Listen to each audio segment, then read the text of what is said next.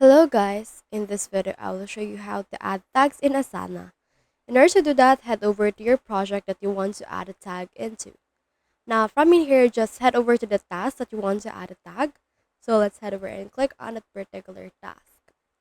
Now as you can see, we have in here the dependencies, assigns, fields, and a lot more. So for example, right here we have the fields. So what we mean by tags is this fields right here, like priority and status. So for example, you can click on this priority.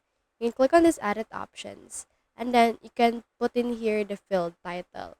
Like for example, you can put in here tag, and then you can put in here the description. You can add another more option, and then from in there you can head over and click on the save changes. Now you can head over and then change up the status that you have just made earlier, and then as you can see right here, we have now this particular tag added. So that's how you add tags in Asana. Thank you for watching, and I hope this video helped you out.